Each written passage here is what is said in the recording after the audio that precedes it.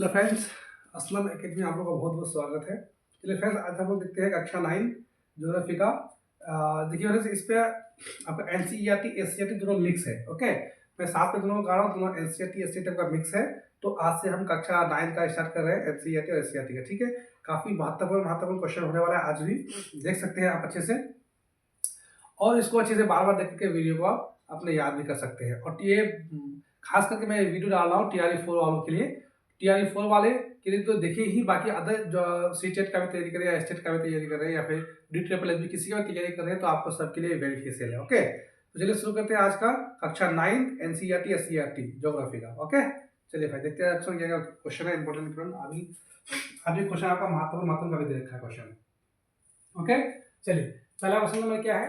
क्षेत्रफल की दृष्टि से भारत का विश्व में कौन सा स्थान है। तो ये क्वेश्चन सबको पता होगा कि क्षेत्रफल की दृष्टि से भारत का पूरे विश्व में कौन सा स्थान है। क्षेत्रफल में कौन सा स्थान है भाई? क्या वो 7वां स्थान है, 9वां स्थान है, 5वां है या फिर 8वां है? तो क्षेत्रफल की दृष्टि से विश्व में कौन सा स्थान है? ये 7वां स्थान पे है। ऑप्शन नंबर 1 करेक्ट हो जाएगा, 7वां स्थान हो जाएगा कि क्षेत्रफल की दृष्टि से भारत का विश्व में 7वां स्थान पर है। ओके, कौन से स्थान पर है? 7वें स्थान पर है। क्वेश्चन नंबर 2 में क्या है? भारत का अक्षांशीय एवं देशांतरीय विस्तार में लगभग कितने डिग्री का अंतर है? यानी भारत का अक्षांशीय एवं देशांतरीय विस्तार में लगभग कितना डिग्री का अंतर है? क्या वो 45 डिग्री का अंतर है, या 40 डिग्री का अंतर है, 30 डिग्री का अंतर है, या फिर 35 डिग्री का अंतर है? तो अक्षांशीय एवं देशांतरीय विस्तार में कितने डिग्री का अंतर होगा? लगभग 30 डिग्री का अंतर हो जाएगा। ओके, भारतीय अक्षांश एवं देशांतरीय विस्तार में लगभग कितने डिग्री का अंतर है? लगभग आपका 30 डिग्री का अंतर है। अगर अक्षांश विस्तार की हम बात करें, अक्षांश विस्तार तो कितना से 8 डिग्री 4 मिनट उत्तर से। ओके, 8 डिग्री 4 मिनट उत्तर से 37 डिग्री 6 मिनट उत्तर है। ओके, अक्षांश विस्तार। और इसका देशांतर विस्तार क्या आने वाला है? देशांतर 68 डिग्री 7 मिनट से आपका कितना 68 डिग्री 7 मिनट से 97 degree 25 minute. Okay, 68 degree 7 minute से 97 डिग्री 25 मिनट पूर्व देशांतर में स्थित है। ओके, भारत की स्थिति इसको अच्छे से याद कर सकते हैं। तो कितना, एक क्वेश्चन का भारत का अक्षांश एवं देशांतर विस्तार में लगभग कितने डिग्री का अंतर है? तो 30 डिग्री का अंतर है। क्वेश्चन नंबर 3 क्या है? भारत की स्थलीय सीमा रेखा तटीय सीमा रेखा से लगभग कितनी डिग्री बड़ी है? ये भारत की जो स्थलीय सीमा है और तटीय सीमा रेखा से वो कितनी डिग्री बड़ी है? तो क्या वो आधी है, या दुगुनी है, या तिगुनी है, या फिर चौगुनी है? तो भारत की स्थलीय सीमा रेखा तटीय सीमा रेखा से लगभग कितनी डिग्री का अंतर हो जाएगा भाई? लगभग दो गुनी हो जाएगा। कितना गुनी हो जाएगा? 2 गुनी हो जाएगा। देखिए, स्थलीय सीमा की लंबाई कितना है?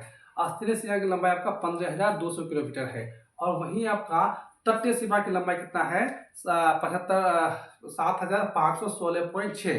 तो लगभग दुना है। ठीक है, तो इसको याद कर सकते हैं। स्थलीय सीमा की लंबाई 15,200 किलोमीटर और आपका तटीय सीमा की लंबाई 7,516.6 किलोमीटर है आपका। तो कितना गुनी हो जाएगा? तो 2 गुनी हो जाएगा। ऑप्शन नंबर 20 का करेक्ट हो जाएगा। ठीक है, भारत एवं चीन के बीच की सीमा रेखा का नाम क्या है? यानी भारत एवं चीन के बीच कौन सी सीमा रेखा है? क्या रेड क्लिफ है, या मैकमोहन है, या ग्रीनविच है, या फिर नन ऑफ दिस?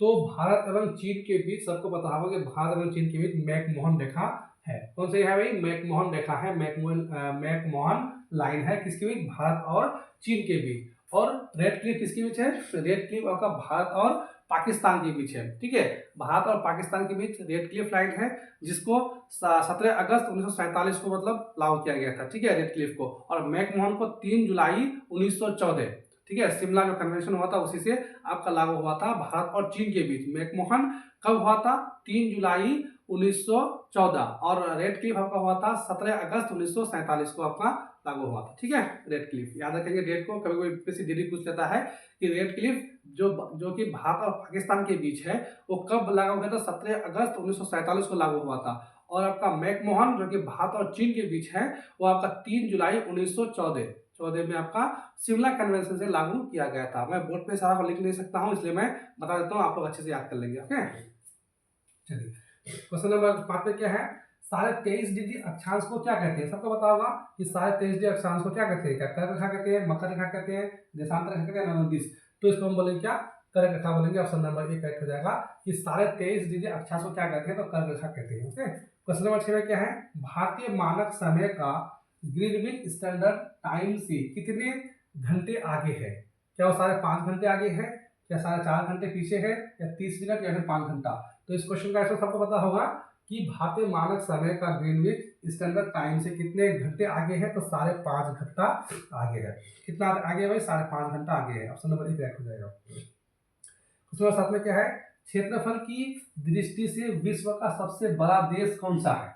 यानी किस देश का क्षेत्रफल सबसे बड़ा है? ठीक है, क्या वो कनाडा का है, या फिर चीन का है, रूस का है, या फिर भारत का है? तो अगर क्षेत्रफल की दृष्टि से देखें तो क्षेत्रफल की दृष्टि से आपका रूस सबसे बड़ा हो जाएगा, इसका क्षेत्रफल सबसे बड़ा है। आप मैप में भी देख सकते हैं कि रसिया जो है सबसे बड़ा है क्षेत्रफल की दृष्टि से। ठीक है, तो क्षेत्रफल की दृष्टि से विश्व का सबसे बड़ा देश आपका क्या हो जाएगा भाई? रूस हो जाएगा। यानी ऑप्शन नंबर सी इसका करेक्ट हो जाएगा। ओके, चलिए आप चलते हैं इधर। क्वेश्चन नंबर 8 में क्या है? भारत में कुल कितने केंद्र शासित प्रदेश हैं? यानी भारत में कुल कितने केंद्र शासित प्रदेश हैं? क्या 7 है, क्या 8 है, क्या 9 है, क्या 6 है? तो आप सबको पता होगा कि भारत में कुल 8 केंद्र शासित प्रदेश है। कितना है भाई? 8 केंद्र शासित प्रदेश है। ऑप्शन नंबर 20 का करेक्ट हो जाएगा कि भारत में कुल कितने केंद्र शासित प्रदेश हैं? तो 8 केंद्र शासित प्रदेश हैं। ओके, क्वेश्चन नंबर 9 में क्या है? भारत में अरुणाचल प्रदेश और कच्छ के बीच स्थानीय सीमा कितने घंटे का अंतर है? यानी भारत में अरुणाचल प्रदेश और कच्छ के बीच स्थानीय सीमा कितने घंटे का अंतर है? क्या 2 घंटे का अंतर है, क्या 3 घंटे का अंतर है, क्या 4 घंटे का, फिर 5 घंटे का? तो इसको कह सकते हैं कितना? 2 घंटे का अंतर है भाई। कितना घंटे का अंतर है? ऑप्शन नंबर 1 करेक्ट हो जाएगा कि भारत में अरुणाचल प्रदेश और कच्छ के बीच स्थानीय सीमा कितना घंटे का अंतर है? तो 2 घंटे का अंतर है। ऑप्शन नंबर 1 करेक्ट हो जाएगा। ओके, चलिए क्वेश्चन नंबर 10 में क्या है? भारत की स्थलीय सीमा कितने देशों को छूती है? यानी भारत की जो स्थल सीमा है वो कितने देशों के साथ अपना सीमा साझा करती है? क्या वो 9 देशों के साथ, 8 के साथ, या 19 के साथ, या फिर 7 देशों के साथ? तो भारत की स्थलीय सीमा जो है आपका कितने देशों का? 7 देशों के साथ अपना सीमा साझा करती है। कि भारत की स्थलीय सीमा कितने देशों को छूती है? तो स्थलीय सीमा 7 देशों के साथ अपना सीमा साझा करती है। ओके, 7 देशों का सीमा साझा करती है। क्वेश्चन नंबर 11 क्या है? बिहार का शौक किस नदी को कहा जाता है? बिहार का शौक किस नदी को कहा जाता है? क्या कोसी को बोला जाता है, क्या गंगा को, यमुना को, या फिर गंडक को? तो सबको पता होगा कि बिहार का शौक कोसी नदी को कहा जाता है। ऑप्शन नंबर इसका करेक्ट हो जाएगा कि बिहार का शौक किस नदी को कहते हैं? तो बिहार का शौक कोसी नदी को कहा जाता है। ओके, चलिए क्वेश्चन नंबर 12 क्या है? निम्न में कौन सा भारतीय संघ राज्य का सबसे दक्षिणतम बिंदु है? ये सबसे दक्षिणतम बिंदु कौन सा है? क्या इंदिरा कॉल है, या कन्याकुमारी है, या इंदिरा पॉइंट है, या पॉइंट पेड्रो है? तो आप सबको पता होना चाहिए कि दक्षिणतम बिंदु के रूप में क्या जानते हैं? हम इंदिरा पॉइंट को जानते हैं। ऑप्शन नंबर सी करेक्ट हो जाएगा कि निम्न में कौन सा भारतीय संघ राज्य का सबसे दक्षिणतम बिंदु है? तो Indira point. Option number C correct हो जाएगा। और ये इंदिरा कॉल जो है सबसे उत्तरी बिंदु है। इंदिरा पॉइंट एक अंडमान निकोबार में पड़ता है। इंदिरा पॉइंट सबसे दक्षिणतम बिंदु, ठीक है, कहाँ पड़ता है? ये अंडमान निकोबार के अंदर सबसे दक्षिणतम बिंदु हम क्या बोलते हैं? इंदिरा पॉइंट। और इंदिरा पॉइंट जो है सबसे उत्तरी बिंदु है, ठीक है, ये सबसे उत्तरी बिंदु है। क्वेश्चन नंबर 13 में क्या है? निम्नलिखित में से क्षेत्रफल के आधार पर भारत का सबसे बड़ा एवं सबसे छोटा राज्य क्रम से है। यानी क्षेत्रफल की दृष्टि से भारत का सबसे बड़ा राज्य पूछा गया है और सबसे छोटा राज्य पूछा गया कि क्षेत्रफल की दृष्टि से कौन है? तो भाई बताइए, क्या गुजरात और सिक्किम है, क्या उत्तर प्रदेश और गोवा है, राजस्थान और गोवा है, या फिर मध्य प्रदेश और त्रिपुरा है? तो क्षेत्रफल की दृष्टि से भारत का राज्य को देखा जाए तो ये ऑप्शन नंबर सी करेक्ट हो जाएगा कि राजस्थान हो जाएगा सबसे बड़ा, और सबसे छोटा आपका गोवा हो जाएगा। ऑप्शन नंबर सी इसका करेक्ट हो जाएगा कि क्षेत्रफल की दृष्टि से भारत का सबसे बड़ा राज्य आपका राजस्थान और सबसे छोटा राज्य आपका क्या हो जाएगा? गोवा हो जाएगा। ऑप्शन नंबर सी करेक्ट हो जाएगा। तो क्वेश्चन नंबर 14 में क्या है? निम्नलिखित में से कौन भारतीय राज्य या केंद्र शासित प्रदेश चीन की सीमा को मतलब स्पर्श करती है? चीन की सीमा को स्पर्श करती है? क्या हिमाचल प्रदेश स्पर्श करती है, उत्तराखंड स्पर्श करती है, जम्मू कश्मीर स्पर्श करती है, सिक्किम स्पर्श करती है? तो आप देख सकते हैं, देखिए जब से 370 था तो उस टाइम तक आपका जम्मू कश्मीर भी क्या है, चीन की सीमा को साझा, चीन के साथ सीमा साझा करता था। लेकिन अभी जम्मू कश्मीर को काट कर क्या बना दिया गया है, लद्दाख हो गया है। तो अभी जो है जम्मू कश्मीर जो है मतलब चीन के साथ सीमा साझा नहीं करती है, सिर्फ क्या कौन करती है, लद्दाख करती है।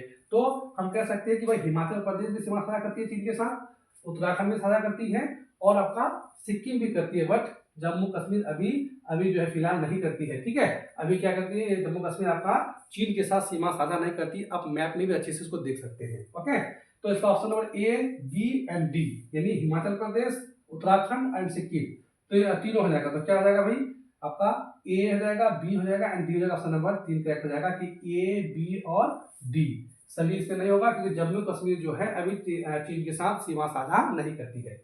ओके, चलिए क्वेश्चन नंबर क्या है, उत्तराखंड, उत्तर प्रदेश, बिहार, पश्चिम बंगाल और सिक्किम राज्य की सीमाएं किस देश को छूती है। ठीक है, क्या चीन को छूती है, भूटान को, नेपाल को या फिर म्यांमार को।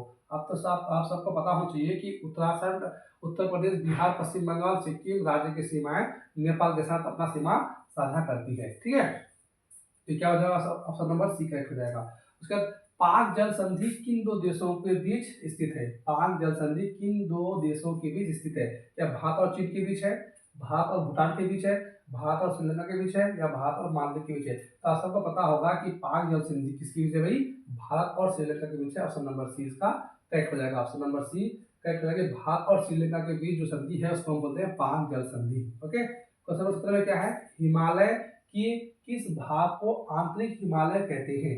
यानी हिमालय के किस भाग को आंतरिक हिमालय कहते हैं, कांस्य हिमालय को, लघु या मध्य हिमालय को, वृहद हिमालय या महान हिमालय को, या शिवालिक को। तो हिमालय किस भाग को आंतरिक हिमालय कहेंगे, तो ये वृहद हिमालय, इसी को हम क्या बोलते हैं, महान हिमालय, जिसकी ऊंचाई है कितना भाई, 6000 मीटर। इसकी ऊंचाई कितना है, 6000 मीटर इसकी ऊंचाई है। इसी को हम क्या बोलेंगे, आंतरिक हिमालय बोलेंगे। इसी को हम क्या बोलेंगे भाई, आंतरिक हिमालय बोलेंगे, वृहद हिमालय, या इसी को बोलते हैं महान हिमालय, जिसको हम आंतरिक हिमालय के नाम से भी जानते हैं, जिसकी ऊंचाई है आपका 6000 मीटर। ओके, तो ये था एनसीईआरटी एंड एससीईआरटी दोनों का मिक्स था। ठीक है, काफी इंपॉर्टेंट क्वेश्चन था भाई। ठीक है, मैं भी मतलब आप देख सकते हैं इसको, और वीडियो को बार बार देख करके आप इसको अच्छे से याद भी कर सकते हैं। चलिए फ्रेंड्स, वीडियो को हम समाप्त करते हैं, और प्लीज़ आपसे हमारा रिक्वेस्ट है कि प्लीज़ चैनल को लाइक और सब्सक्राइब करते रहेंगे, और तो दोस्तों को शेयर कर देंगे। मिलते हैं नेक्स्ट वीडियो में, तब तक के लिए जय हिंद, जय भारत।